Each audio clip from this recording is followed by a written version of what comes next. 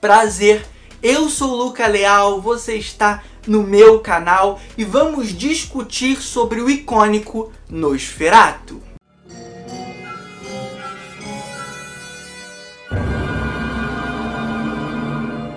Na história conhecemos um recém-casado corretor de imóveis que precisa vender um castelo. A grande questão é que essa propriedade pertence ao Conde Orlok, que na verdade é um vampiro. Nosferatu, lançado em 1922 com direção de F.W. Murnau, é um dos maiores clássicos da história do cinema e uma adaptação indireta de Drácula, o clássico livro de Bram Stoker. E você deve ter reparado que eu falei que essa é uma adaptação indireta. Isso porque F.W. Murnau e o estúdio não tinham os direitos para adaptar o livro original. Então eles mudaram os nomes aqui, uma ambientação aqui, um acontecimento do filme ali e lançaram mesmo assim. O que resultou num processo. A família de Bram Stoker entrou com um pedido de um dinheirinho e o banimento de Nosferatu, que inclusive acabou rolando e resultou numa quase perda do filme. Várias cópias dele foram destruídas e anos depois, uma cópia escondida em uma cinemateca revelou novamente esse filme para o mundo. Mas vamos falar do filme propriamente dito. Aqui nós estamos diante de um dos maiores símbolos do expressionismo alemão.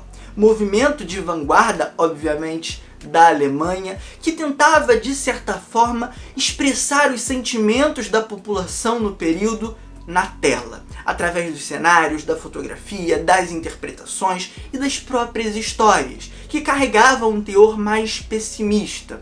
E aí vale lembrar, o filme é lançado em 1922, período entre guerras, entre a Primeira e a Segunda Guerra Mundial, onde a Alemanha foi um dos principais palcos de conflitos. E toda essa falta de esperança e essa melancolia da população é facilmente percebido aqui em Nosferatu.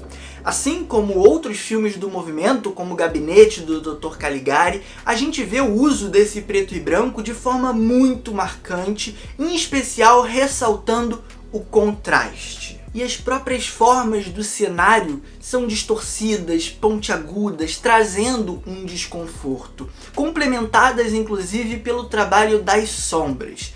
E aqui nesse filme provavelmente nós temos um dos melhores representantes da utilização desse recurso. Aqui as sombras servem quase como um prenúncio da morte, um prenúncio da chegada da figura grotesca do Nosferatu.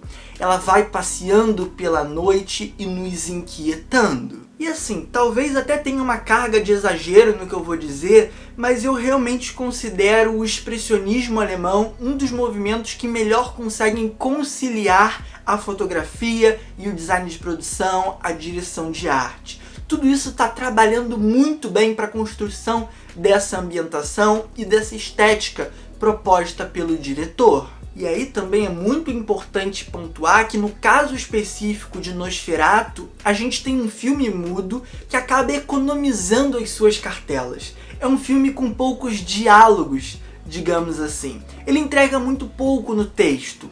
O poder está nas imagens. Que, como eu disse, conseguem carregar toda essa atmosfera, passar a mensagem que o diretor quer, nos impactar, nos horrorizar. Inclusive é muito interessante como vários historiadores, críticos de cinema e pesquisadores dessa área vão tratar o movimento expressionista alemão e o próprio filme Nosferatu como um certo prenúncio dos movimentos autoritários que ganhariam força na Alemanha e na Europa como um todo, se a gente for citar, por exemplo, o fascismo italiano e o franquismo na Espanha. E isso vale inclusive uma própria reflexão sobre a figura do Nosferatu enquanto um personagem grotesco e assustador, que não se esconde num véu de humanidade ou beleza em momento algum, coisa que não acontece, por exemplo, na versão do Bela Lugosi de 1931 ou na versão do Gary Oldman de 1992,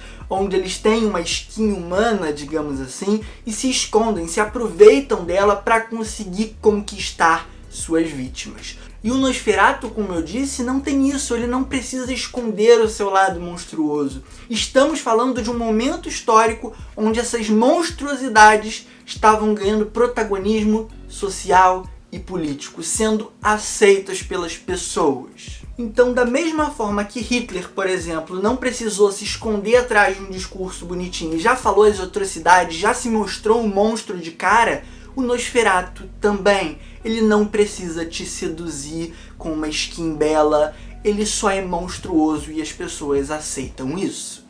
E aí, outro aspecto que eu não posso deixar passar, em especial agora que a gente está falando dessa figura do Nosferatu, são as interpretações, que vão por um caminho um pouco mais teatral, do exagero. É um momento do cinema onde isso se aplica muito bem. A câmera ainda não está tão próxima dos atores, o close não é um recurso tão usual. Então, com a câmera afastada, é necessária essa potência nas interpretações, esse exagero, que inclusive conversam muito bem com toda essa estética que é construída ao longo do filme, que a gente já pontuou antes, que é ligada, é relacionada a essa distorção da forma, essa distorção do belo. Os personagens ali, de certa maneira, são todos meio que fantasmagóricos. A gente está vendo uma retratação de tudo que eles estão sentindo, de todo aquele pessimismo. Isso é muito evidente, isso está muito ali no filme. Que inclusive, para além do pessimismo, vai carregar uma aura de mistério e medo muito eficiente, que vai além dessas distorções e diz respeito, por exemplo, aos nossos medos mais íntimos. É um filme que trabalha isso muito bem, em especial o escuro e como, por exemplo, a sedução pode ser usada contra você.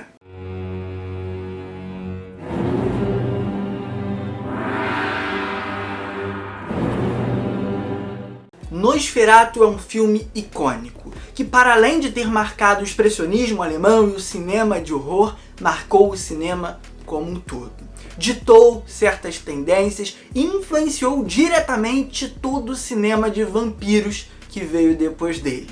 Ele foi o primeiro plágio, mas ele não foi só isso. Ele foi o primeiro em muitas outras coisas.